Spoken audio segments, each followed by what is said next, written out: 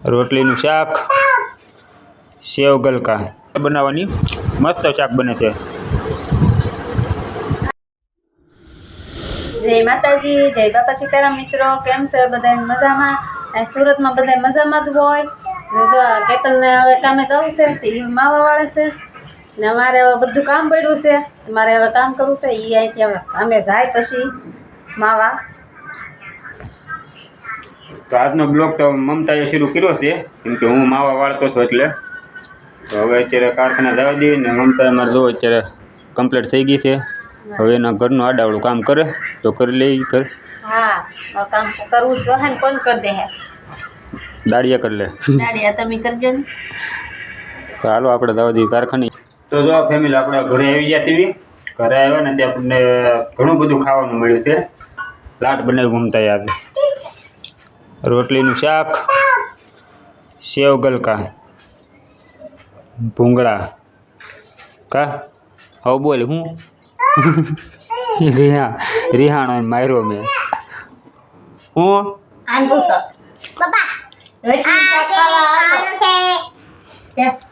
રોટલીનું શાક ખાવા હાલો બધા. આવી જાઓ ફેમિલી ખાવા. દેહની સાઈઝ જો બાએ મોકલાવી દેહમાંથી. હાલો યતુભાઈ ઉતાવળ કરે છે, હવે આપણે ખાઈ લેવી. તો હા, રોટલીનું શાક બને મજા આવે હો ખાવાની. ગળહટું.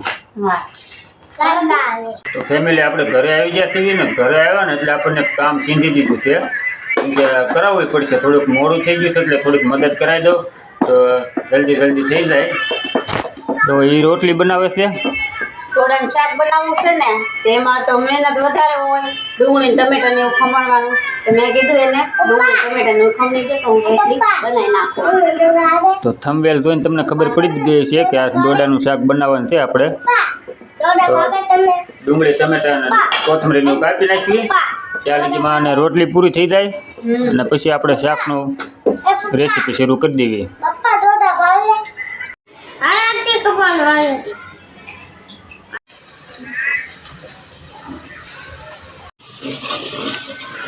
તો જો ડુંગળી અને ટમેટા આપણે કકડાવી દઈએ. હવે થોડો કકડવા દેવી, પછી આપણે બધો મસાલો નાખવી.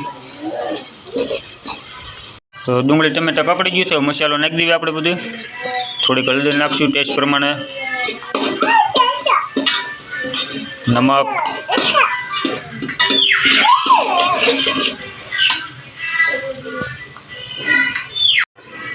હળદર નાખી દીધી ને હવે આપણે મરચું નાખી દેવી. થોડુંક તીખું જે રીતનું કરવું એ રીતનું આપણે.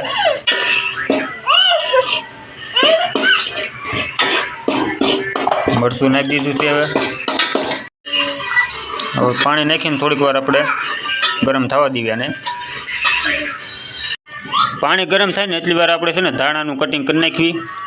હેતુભાઈ રીંગણા લઈને બેસી ગયો છે. જો ધાણા કાપી નાખ્યું ને પછી આપણે નાખવાનું છે ડોડા. પાણી ઉકળી ગયું છે ને હવે આપણે એમાં ડોડા નાખી દઈએ, દાણા નાખી દઈએ પહેલાં. ડોડા બાફીને કમ્પ્લીટ રાખ્યા હતા આપણે અગાઉ. મસ્ત ગ્રેવી બની ગયું છે.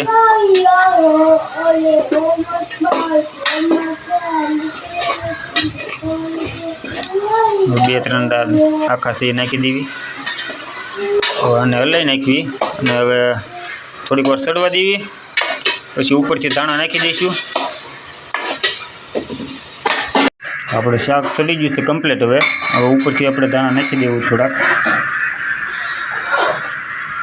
અને હવે આપણે થોડીક વાર ઠરવા દેવી, પછી ખાવા દઈ દઈએ.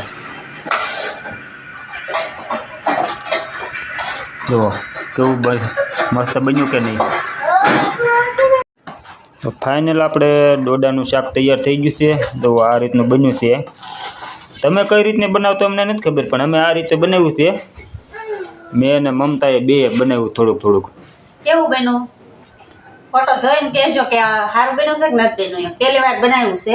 એમ સેવડું ને એવું તો આવડે છે, પણ શાક પહેલી વાર બનાવ્યું છે. હવે શાકવી આપણે ટેસ્ટ તો નથી કર્યું. કરી દે શાક તો. આજે ટેસ્ટ કરે છે, શાકે છે. કેવું લાગે? હે મસ્ત બન્યું ને? તો જો આપણે ટેસ્ટ કરવી છે કેવું ટેસ્ટ કેવું નહીં રાખ્યું આપણે.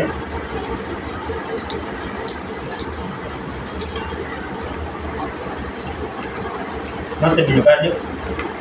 મસ્તીનું બન્યું તે આવી જાઓ ફેમિલી તમે ખાવા.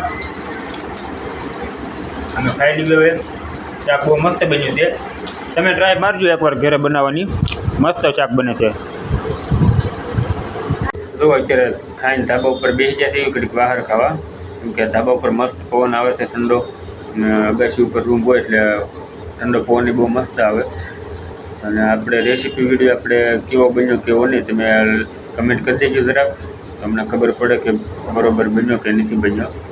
અને અમારી ચેનલમાં નવા હોય તો અમારી ચેનલને સબસ્ક્રાઈબ કરી લેજો અને લાઈક કરી દેજો. અને પાછા આપણે કાલે એક નવા બ્લોગ સાથે મળીએ. ચાલે ગઈ બધાને ગુડ નાઇટ. જય માતાજી. Bye bye.